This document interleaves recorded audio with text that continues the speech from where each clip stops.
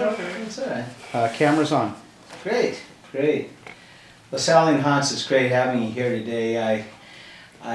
We, as you may know, we have been having conversations such as we're going to have today with numerous members of the club who have been with the club for a number of years. And as part of what we're doing to reactivate the History and Artifacts Committee here at the club, one of the things we want to include in our archives are recorded conversations that we have. Everyone has had different experiences with the club, and I can see you got a number of pages of those experiences we've relived them all. written down. But maybe just to give our viewers a little more sense of content and background, why don't you tell us a little bit about when you joined the club, when that was, and then we'll get into some of your early experiences. Yeah. But when did you first get involved with the Corinthian Yacht Club? In 1965. 1965, I sailed with also a new member. His name was Jim Yost. Mm-hmm. He had a 25-foot wooden boat, which he had across the bay. He was port captain. Mm-hmm. No, he was not. And so he had a wooden boat, and he bought it from here, as a matter of fact. And we learned how to sail. I assumed that he knew some about sailing. He knew very little, and I knew a little bit, but not really enough to qualify for anything in the bay. And we made a few mistakes here and there, and they were. When I look at it today, I don't even want to talk about it. It was so stupid.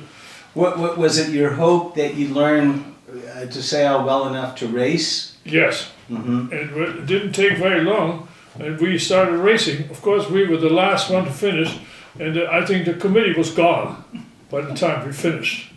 And we were exhausted, of course, because we made all the wrong decisions.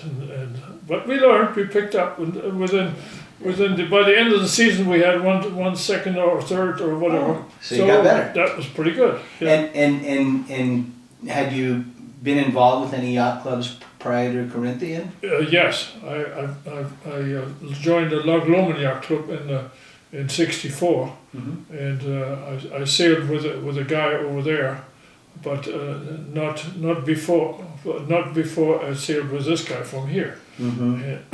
And at Loch Lomond, I sailed with a guy who had a 27-foot Choi Lee, and he was very, very competent, and so I learned a lot from him.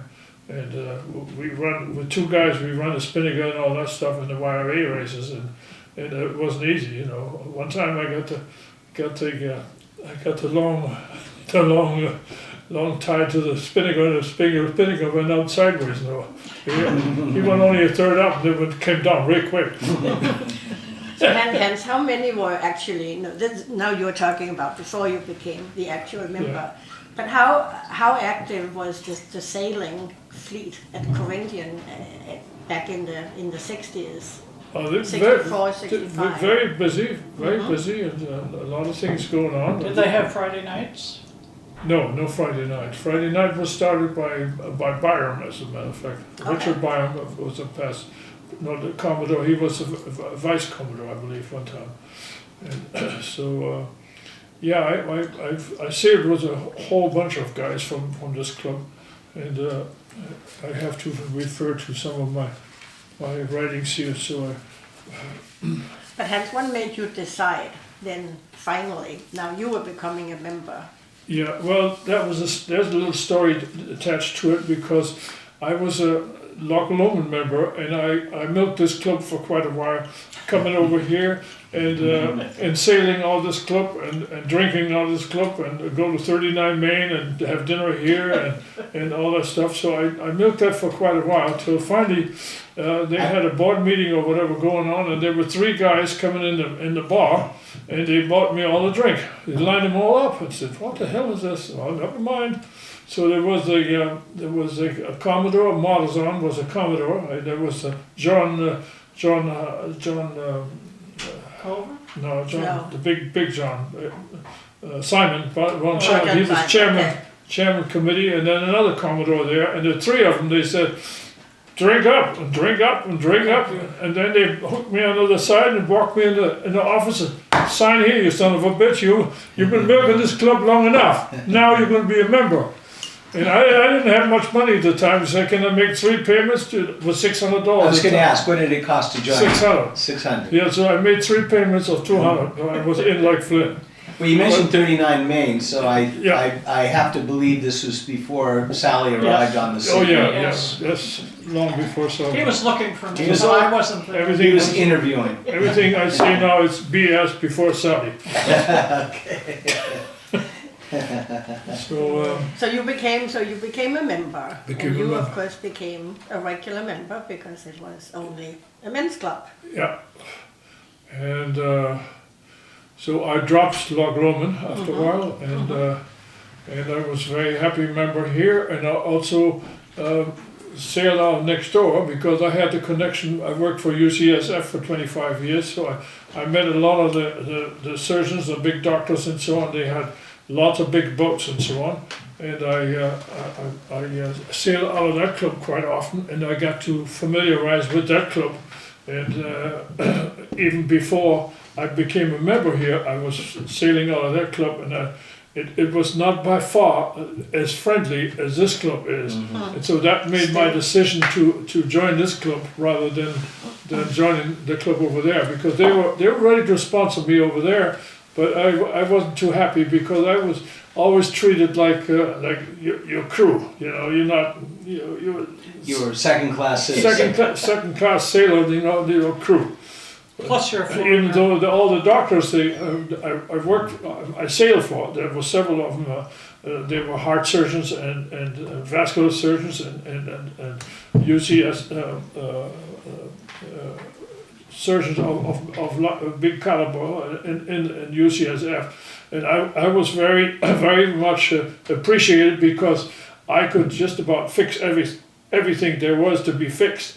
And if I couldn't fix it, I'd take it to the hospital. I'd take it to the hospital to the instrument shop, and they could do the finest stainless steel welding, whatever you can imagine, because medical instruments are Sure, precise. precise. So I was very popular with those guys, and they didn't want to let me go. And but that was did all the YIA with those outside too, Farewell Islands and so on.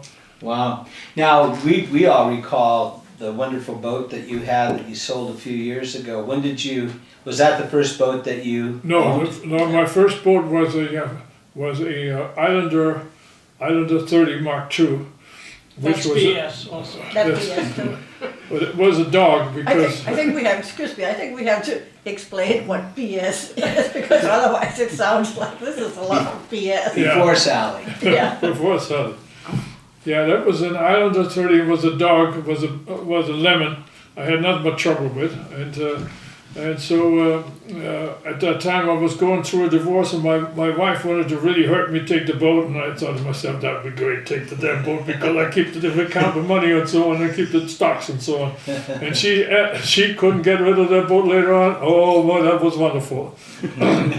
So She wanted you to soon buy after it. I met Sally, and we were looking for a house and so on, and I wanted to get out of Westlake, so we had friends already here in Paradise Cay, and so we finally decided to get a house. When I met her, I was already looking for houses and so on, so it was within 6 months we bought a house together. Oh, What So- year was that? That was 1974, and then I joined the Corinthian Club then.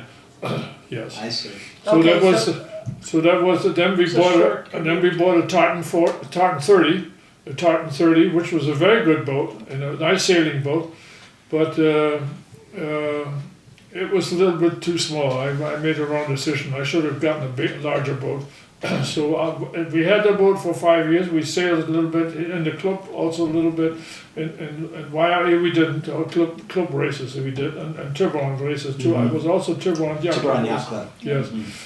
So then we went to a boat show over in Alameda, and I saw all these Hans Christian boats there, and I was really really enthused about that 43-foot catch, man. And I looked at the price tag and said, "Oh man, $125,000. How the hell are you gonna manage that? You know, just bought a house, have payments here, payments there. I have still another boat.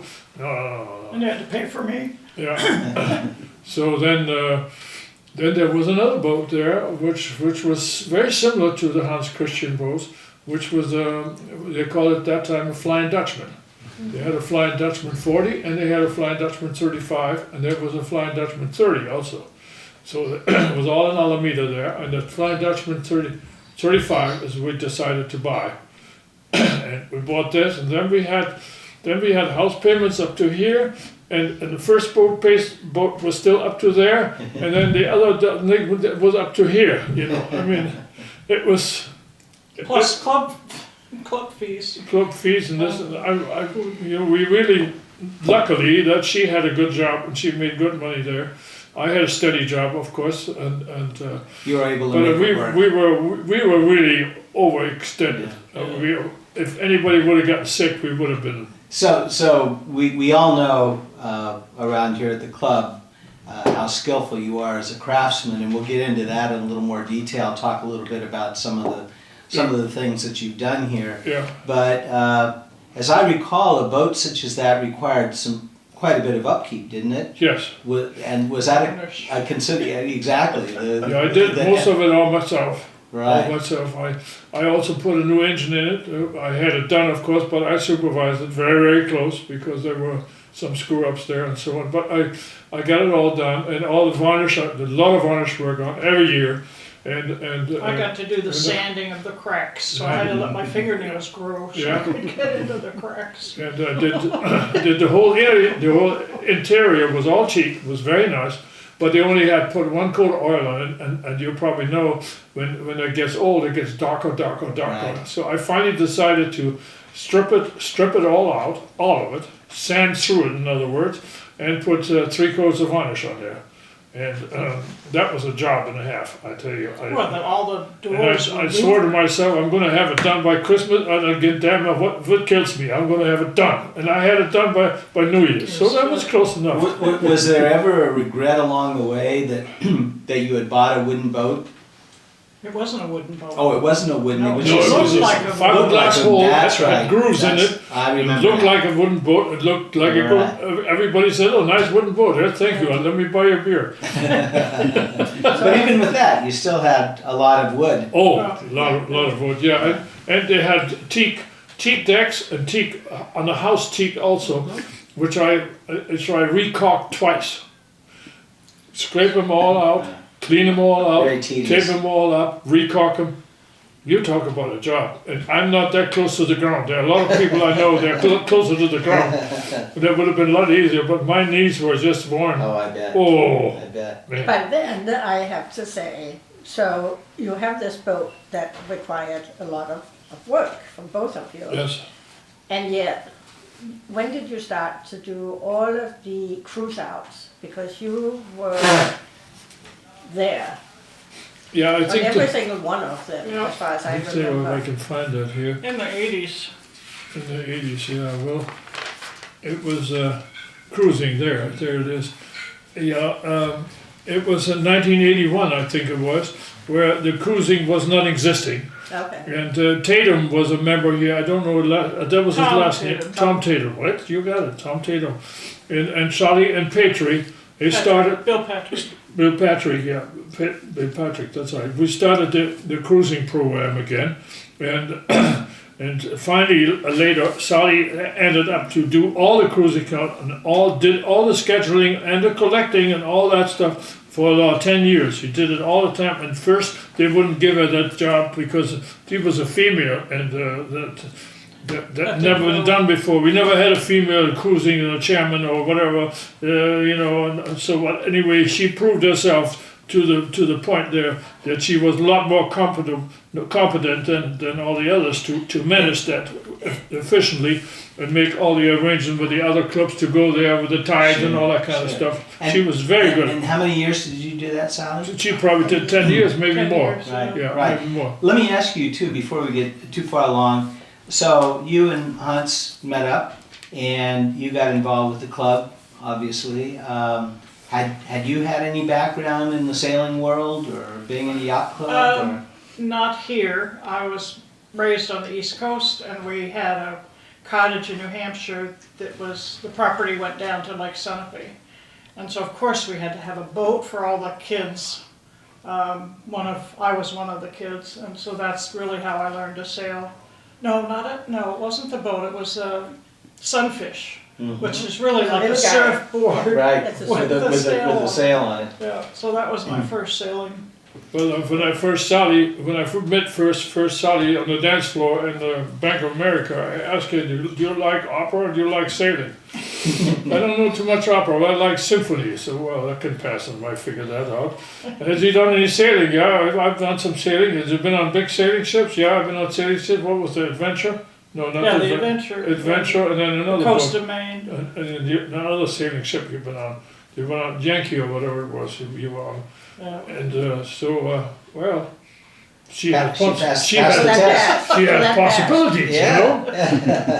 But I still had to prove myself. It's better to shock them with some questions right there and try to get the answer. And if she can't answer, well, there's something wrong with her, you know. If she can't reply. If she's shocked, and well, it's never going to work out. Right. So the cruising. So you organized it. And I mean, I remember we were on. Well, I think Patry was supposed to be the cruise chairman, but he didn't. Once I showed up, Sally, you take care of this. You're much better at this, and he didn't really want to continue. So, what would you say the turnout for the cruises? Oh, we had 12, 15 boats. Yeah. I remember we went to Petaluma one time and Patrick got all drugged up, and we had to collect the money for the restaurant. And you ended up collecting the money. He didn't know what 2 and 2 and 4 were. Well, I mean that was. You have to go. This is a little switch too, because when you look at cruising back then versus cruising now. Yeah, it's entirely different. Changed. One guy is in charge of one cruise. Another guy, she did it all. You know, it was way too much for her. Yeah. And I remember the first cruise to Tinsley Island. Tinsley Island, St. Francis demanded that time cash by Saturday night. You want cash from everybody, and she had to go around doing cocktail hour from boat to boat and try to get cash. And some people they couldn't get their hand out of their pocket. We won't mention any names. And maybe we'll come back tomorrow. I said, well, tomorrow we leave at 7 o'clock on Sunday and so on. We want the money now. So I had to go after the guy. I said, look, pay the lady up, otherwise I make it up and I beat it out of you later.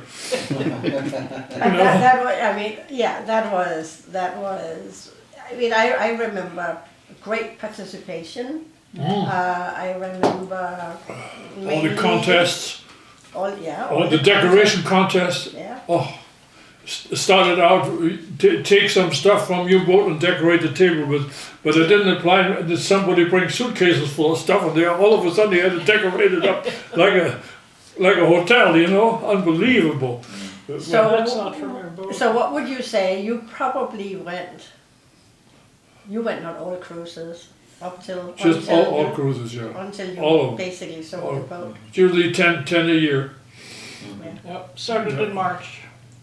Yeah, and if we hadn't been there before, we go over there, make our own cruise before, and check the place out, and then come back and present it to the club to go there. You know, like Coy de Point and so on. We went there and down to San Leandro and so on. Nobody had been there before, so it was.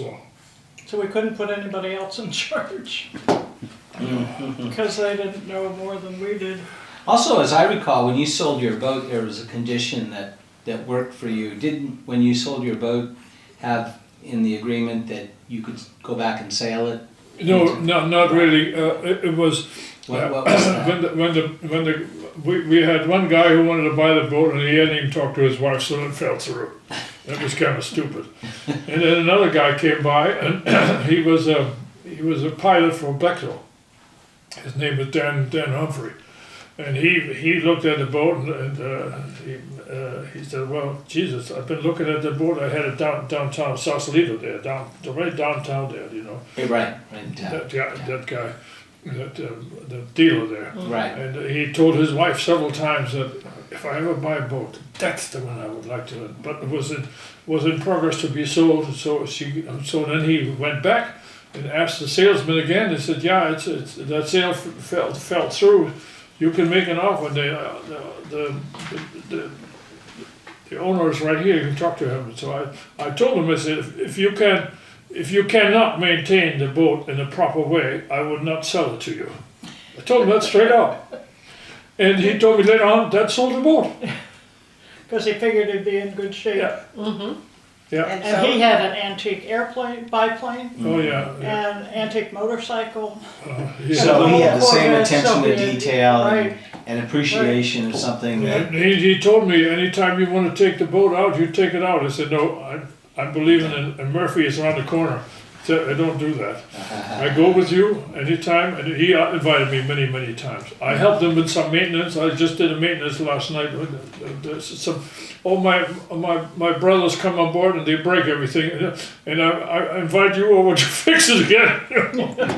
There's a whole piece broken on the hatch, so I had to put a new piece of teak in there. Anyway, he's very appreciated that I am the former owner, and he got me on the pedestal. I tell you, I can't miss with that guy. He says, he invites me. He said, "You go behind the wheel and tell me what to do." And I bring a 6-pack, and that's it. That's it. I mean, how better of a deal can you get? It's a great deal. I tell that anybody here in the club is that there's no such thing. You got to We're be trying to kidding. get him to join the club. Does he use the boat on his own?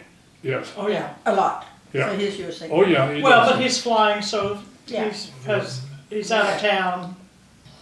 And I can go on the boat anytime. I have a key for the boat, as a matter of fact. And so if I'm downtown, I want to have lunch on the boat. I go on there and have lunch on the boat. Very nice. So I have the best relationship I could ever dream up. I have with that guy. Yeah. Of course, he says the same thing about me. You know? They're brothers. Yeah, we click just like that. That's beautiful.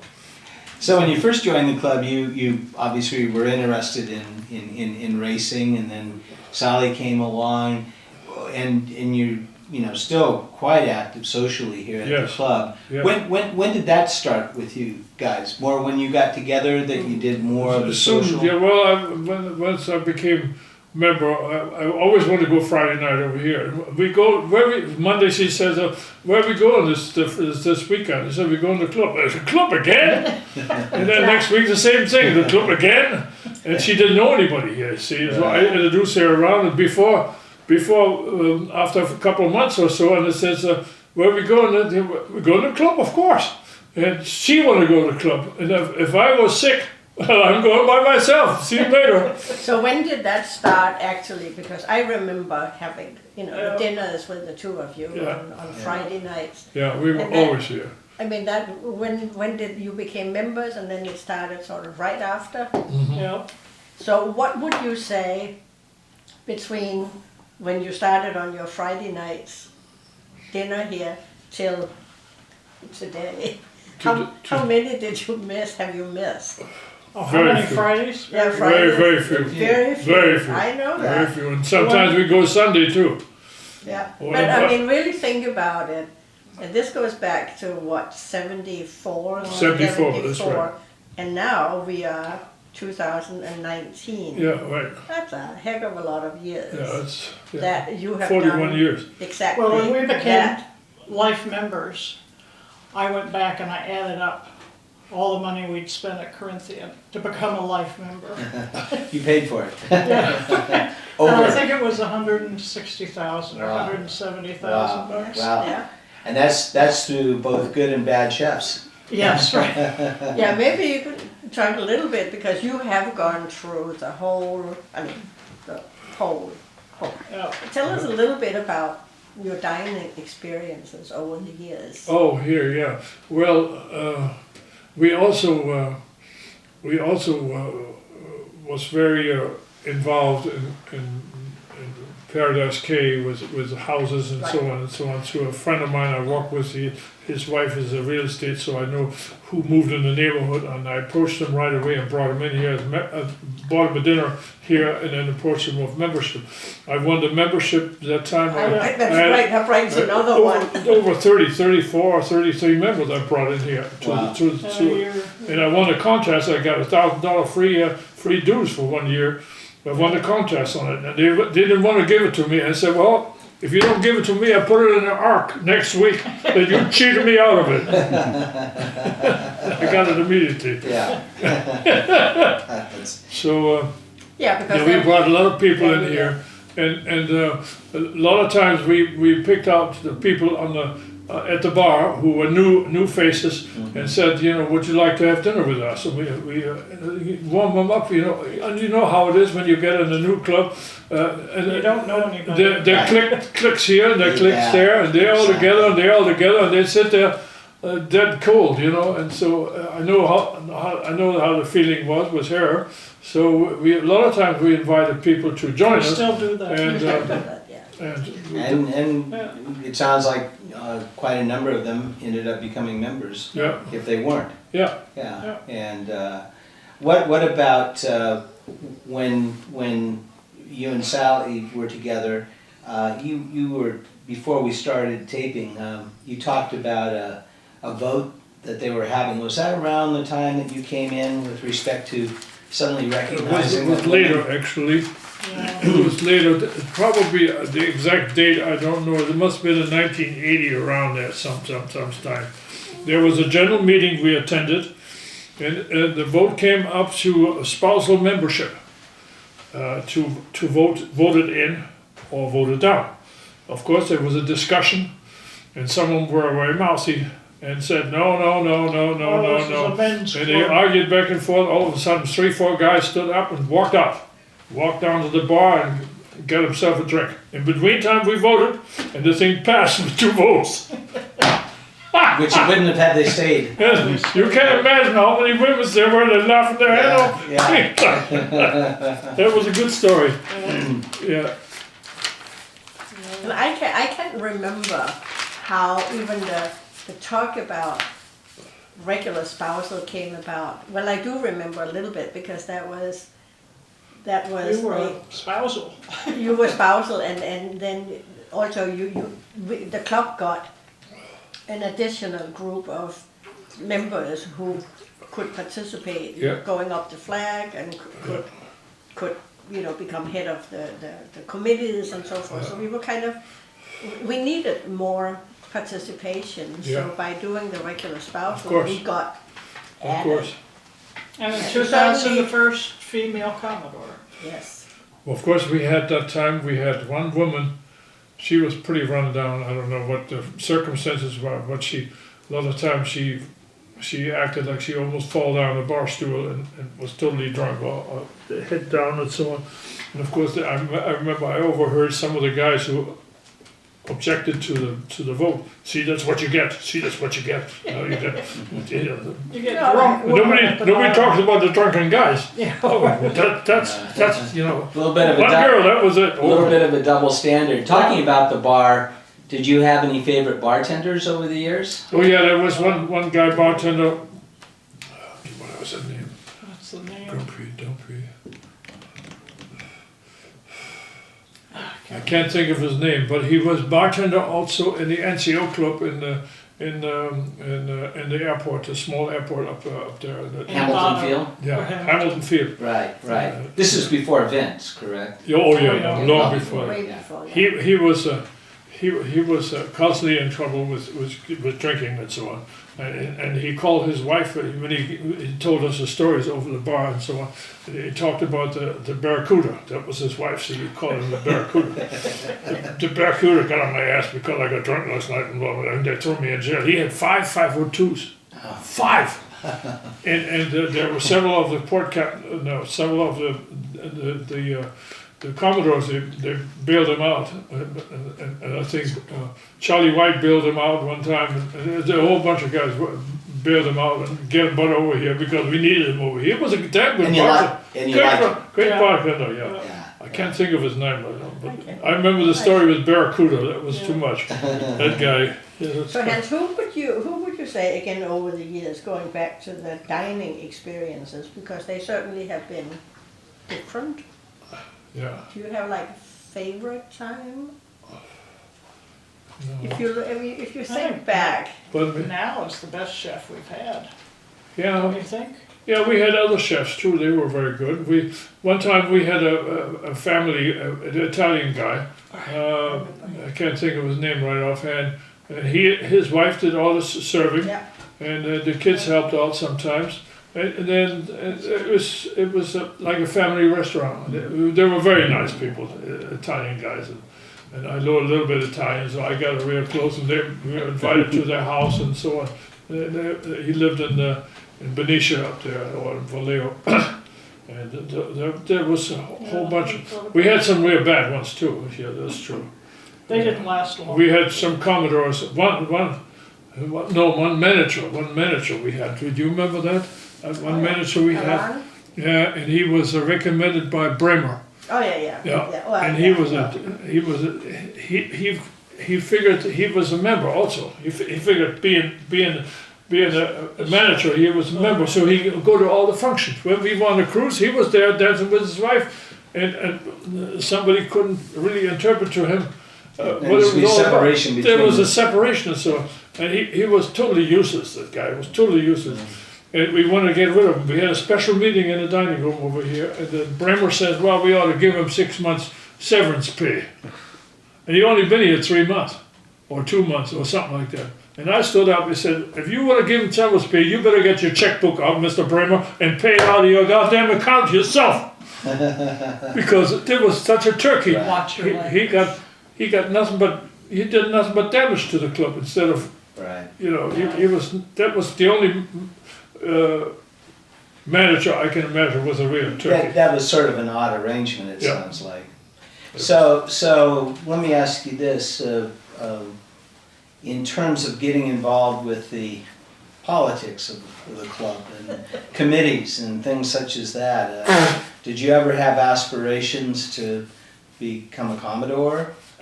I served as a director right at the beginning. I think it was 75 or 76, something like that, the first couple of years. And at that time I had my hands full on the job and with the maintenance of the boat, so I stayed away from that. But later on, they got me on the nominating committee, and of course I can't nominate myself, so that was great. And they approached me several times if I wanted to do it, and I was a little scared, and Yeah.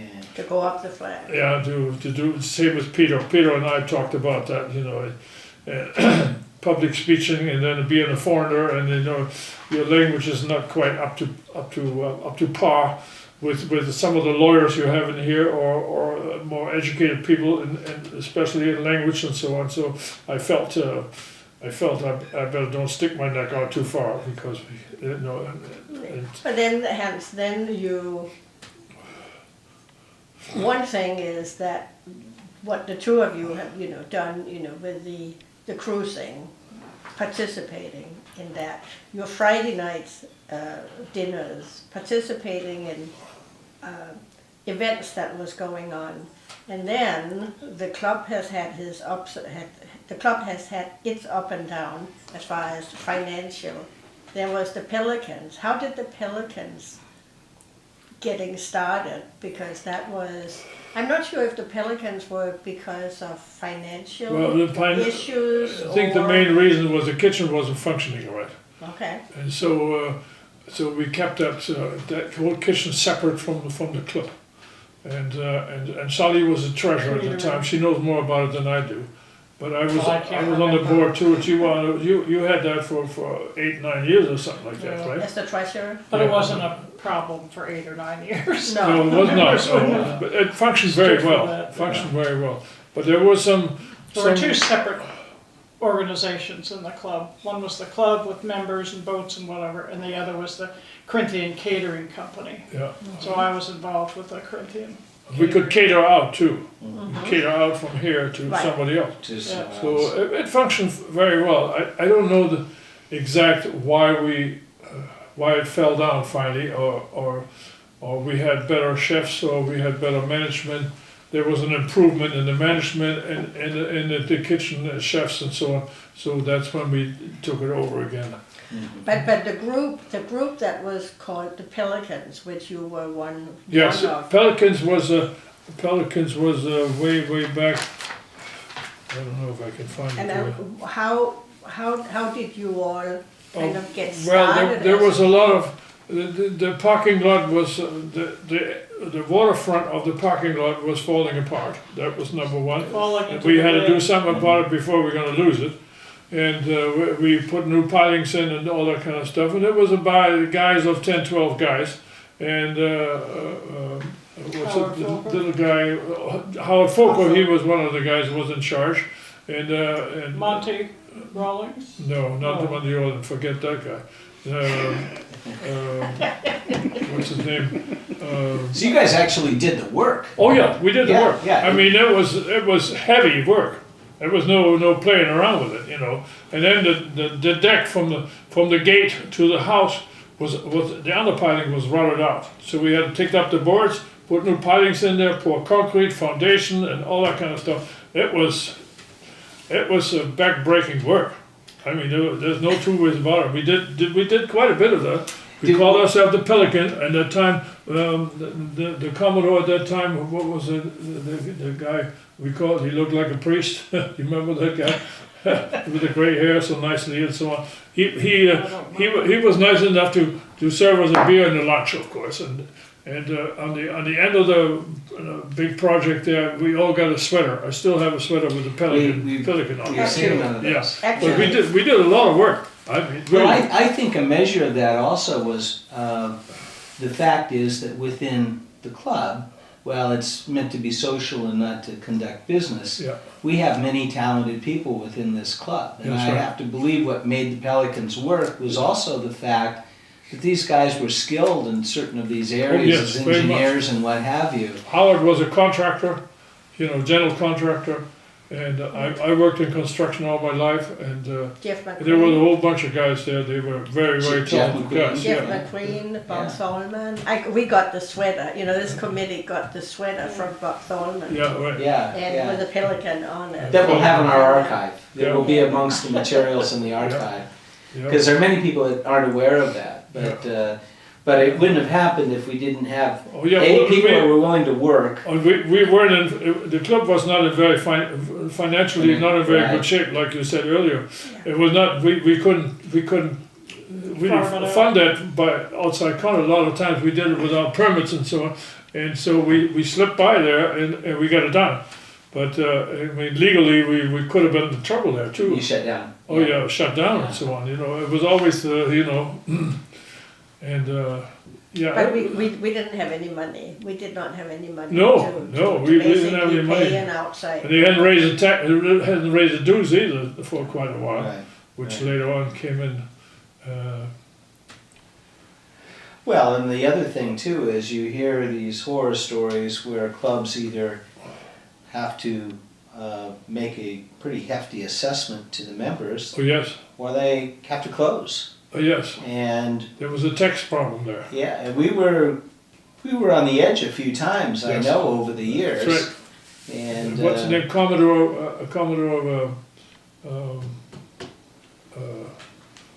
what's his name? Moonlight. He has a boat, Moonlight. Oh, Oh. Gibbs. Gibbs was Gibbs. Commodore at that time. He was in finance, and he had a good idea about taxes and what has to be done.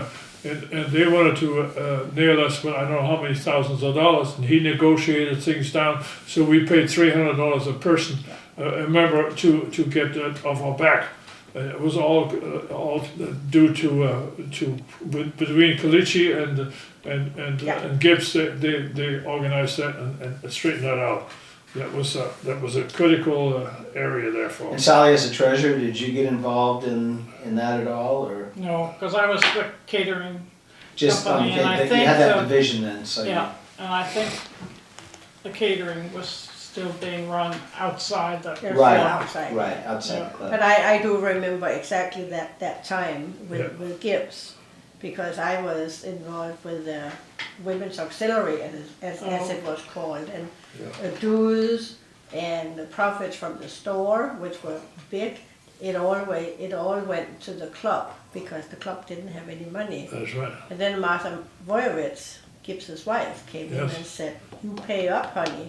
And somehow the club at that time was able to do that. But that was a very critical. Oh yeah. That was very critical we time were- for the club. We almost were closing. That's right. Actually. That's right. Couldn't have that.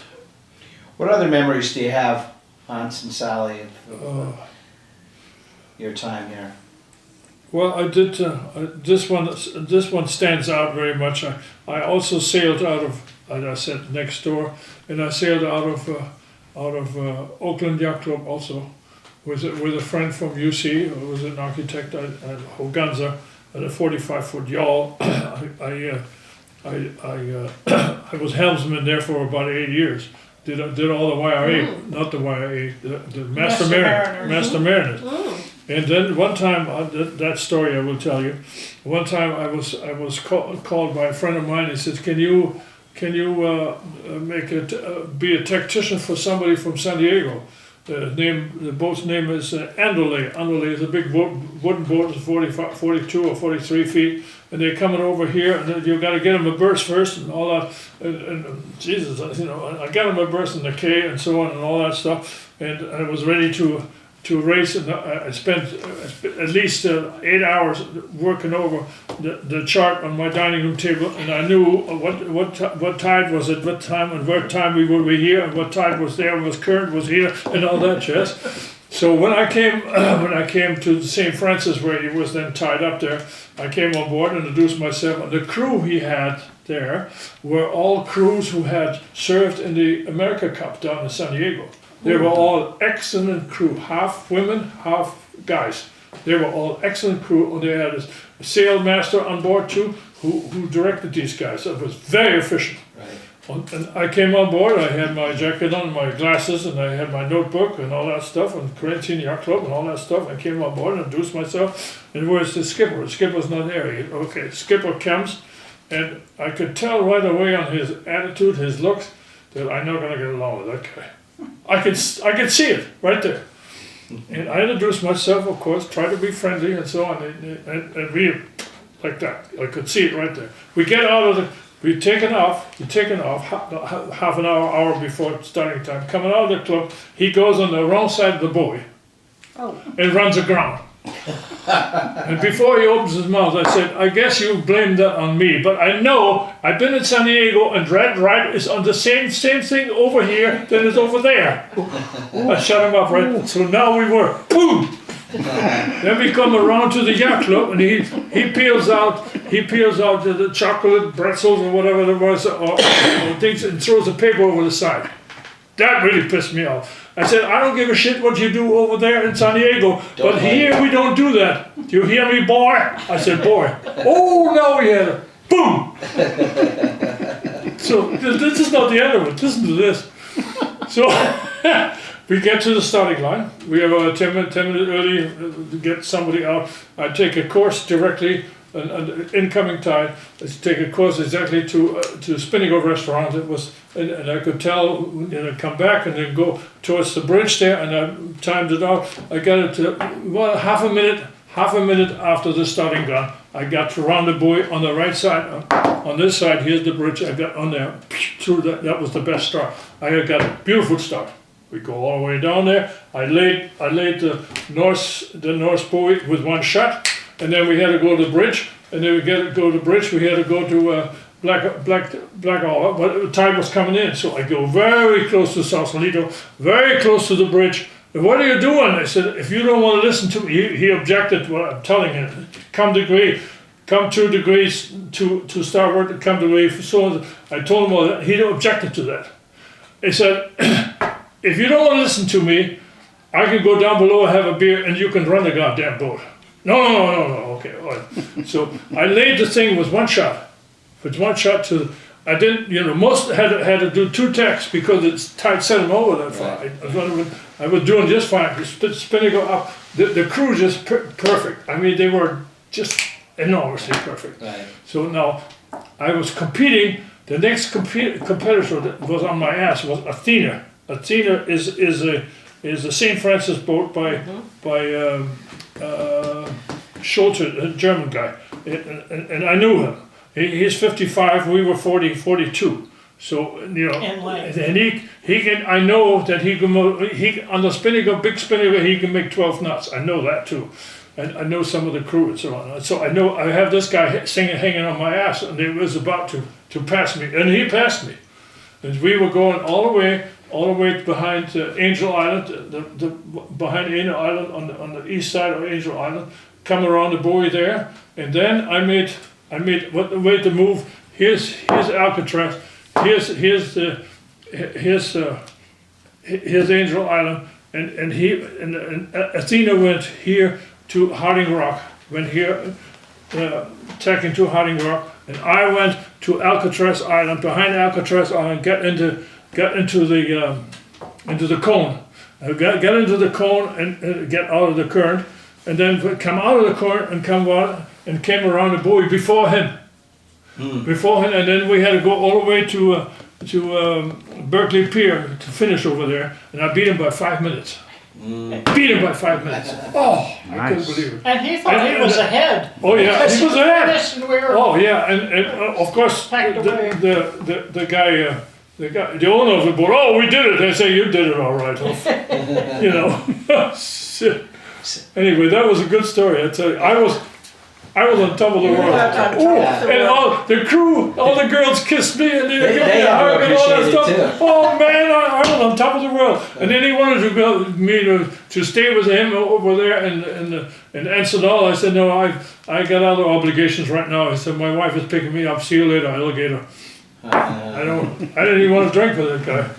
So earlier I alluded to some work that you've done here, and recently, as you know, the History and Artifacts Committee participated in our local cruise out called the No Excuse Cruise Out, where we actually don't leave the club. Yes. And we put together, as part of the events, a scavenger hunt.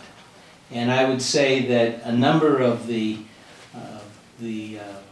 questions on there had to do with your handiwork. So why don't you tell us a little bit about some of the things that you've done here that, you know, when we're all gone will remain a legacy. Yeah, well, it probably started out when Jack Cooper was Commodore. He put a bid out to have the club painted, and he had some donkey contractor over here, and he asked me for help because I wanted contractors over there. So I ran him through the mill and told him to go fly a kite. So then I trained. We had 2 crew members here at that time, and Brooks was one of them, and the other one was the Fernando. And they didn't know anything about painting and scaffolding and all that kind of stuff. I said, we want to put a scaffold up here, and then I show you how to do that rigging. And we had to put a rigging scaffold up there, and I showed them all how to do this, how to do that, what paint to use, and all that kind of stuff. And that came out just great, and it was way under budget, and a lot better than this clown contractor who was going to screw us up. And before that, years before that, I supervised another painting 10 years before, or 12 years before, and I ran around and made a punch list up about 3 pages, you know, and said, if you don't correct it, you don't get paid, that's all, you know. So that was some of the stuff. And then later on we had the south elevation was falling apart here on the bottom side, and I contracted it out with a port captain, of course, and I supervised the job, and they had two guys from a contractor there, and we took a reading and so on to get everything straight, and we put this material in there, and we finished the whole side there, and then the contractor charged us later on with supervision and said, you never showed up on the damn job. I did all the supervising and said, crank that off, this is gone. So I was very helpful in that respect. And there was other project here and there, I can't remember all the little stuff. Well, some stuff that's not so little up in the ballroom. Oh yeah, of course, the ballroom, yeah. The ballroom, Talk about that. when the ballroom redecoration was going on, there were 2 big wheels from the Donahue don't know whose ship, the huge wheels they were hanging up there, and the inspector from the county or from the city of Belvedere came over there, and he says, I want those things down because the wires, I inspected the wires, they're all rotten, so that those things got to come down. So they put them down below and then in the storage and so on, and we never heard of it anymore. And then one time somebody came up and said, well, somebody had to refinish them. I said, don't look at me, because, well, I got talked into it. And it was it probably for 100 years they put on their varnish or shellac or whatever, and it was on like a skinning. I had to take all that stuff off. It was like crocodile skin, and you couldn't burn it off. You couldn't chemical it off. You had to scrape it off inch by inch. So I spent about 80 hours on these two wheels to refinish them, stain them, paper, and put them up there and all that stuff. And Commodore Eric, he made up a big plaque. I was so embarrassed about when he made a big plaque, put my name on it. I said, you don't have to do that, Jesus. You deserve anyway, he did it. You deserve it. Yeah. And when Grayson remodeled the bar, yeah. Grayson and I talked about it. He said, this beam, of course, this doesn't look right. The whole damn ceiling got to be redone. And I think we put that in, case it in the mahogany, the beam there, that ties in with the furniture and ties in with this. And he did that, and then all the birches were flat on the wall. They looked like hell. And so I made up the board and drilled it on 90 degrees or 80 degrees, on 80 degrees, something like that. And then we put them all on sticks. Sally put them all on sticks and identified them. They weren't identified. Most of them. Sprayed them with gold bronze on the tip and so on. And there were, how many holes I drilled, I don't know, all the way around. Stained the board. We just had that on the scavenger hunt, and I think it was 100 and... No, 300. 300, yeah, 380 something. Then we did the same thing upstairs, of course. Yeah. Right. Did the same thing upstairs. Then we had a whole bunch of flags left. They were duplicates or whatever. And I said, I'm going to do something without a permit. And I made up 3 boards between the big arches on the sunroom. Oh, good. And I put a board up there, drilled the holes on there, stuck them all up there, and everybody said, that's wonderful. I didn't have it approved or nothing. I did not realize that was stupid. I didn't realize that. It needed a little color there anyway, because it's all white. It needed a little color there, decorate it up just fine. And then your most recent accomplishment is, I've benefited from it personally, being on flags for Friday night races. Yes. Is the Flags around. the structure that you built around the flag pole. Oh yeah. And that was no easy task. You had to, Oh no, it was a very difficult task. We had that plan. Howard and I had that plan a long time ago. Howard unfortunately passed away. We really got going, and I didn't push enough. And Howard had other things to do, and blah blah blah. And then he got sick, and so it didn't. But work how out. many years ago would you say that would be? Oh, that's planned? probably 10 years ago from now. That's Yeah, and it was always in the back of my head, and every time we go to Anselmo Yacht Club and get all the yacht club, they see the nice rails there. I said, "Shit, man, this looks like an Okie club in Oklahoma, for Christ's sake." And this is not. This is. I told the board that, I said that looks like a yacht club in Oklahoma. What we have there, it looks like a rat's nest with about 10 different cleats and different heights and hanging on there. I said that doesn't go. I made a drawing and submitted it. Oh, well, my dear friend. Will Deedy, he objected to it because he didn't know what belaying pins are, and I can't handle the belaying pins. I like the cleats.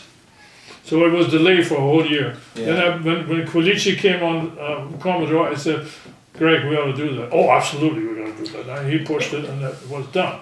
So I got a piece of redwood, which is easy to work with. And I have a little belay there, and I made up a post what simulates the column of Corinthian style, the architecture. Right. Yes, to match that, to go with, not where the bell is. The bell is an abortion over there. It's unbelievable. I can't stand that thing to look at. The base. The varnish is gone. But so I made this model up, and then I found somebody through the what's the ship in Sausalito? Oh, Matthew Turner. The Matthew Turner. We found through the Matthew Turner. We found a guy who was going to do it, and I gave him I gave him $200 or whatever. He made. I gave him the model, and he made up. And a friend of mine organized the wood. They split the wood, and they put a channel in there because the rod was going through there also, all the way Right. through the. And the big problem was underneath there. There's all these 4x6 and 4x8 to holding Holding the deck up. holding the mast in place. Right. And so you just can't make a drawing up on top and say, here's the mast, and they'll go 1, 2, 3. You got to see where we're going to end up down below. That was a real problem, You don't want to make it too wide. You don't want to make it too narrow. You want to make it just right, and it has to fit. And it has to fit 4 ways that way. So it's an engineering challenge that you had. And then there's a slight drain there, so Right. I had to shave one down to bring the other To one. bring it- And if you put it just plain on there, and the railing is behind, the railing is going this way a little bit, and so the other one, so the two don't go together. So I figured I made the railing just a little bit and divided the difference. So unless you really know what you're looking at, you can't tell. You can't. They match up You fine. really Was can't. that That's it. was that Lon who was helping you? What? Lon?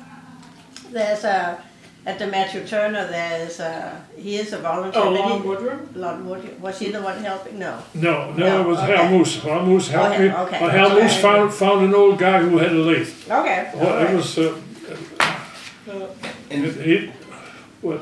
So hence so sorry. Go ahead. But I kind of at opening day or before opening day this year, when the two of you were sitting out on a chair. I hope somebody took pictures. Afterwards I thought I wish I had. They were sitting by the flagpole Yeah, right. and polishing the what do you belaying call Yeah, it? that's Right. right. And was sitting there in their chairs and polishing, and Hans had a big apron on, yeah, And I didn't have sunscreen. and I just thought, here we are. Yeah. Here you have been members for so many years. You have just celebrated a big birthday, and here you are still so involved. I thought it was the Yeah. greatest picture, Yeah. actually, and I Yeah. hope somebody took a and, picture. and of such a it. wonderful example for our new members Yeah. coming in. Yeah.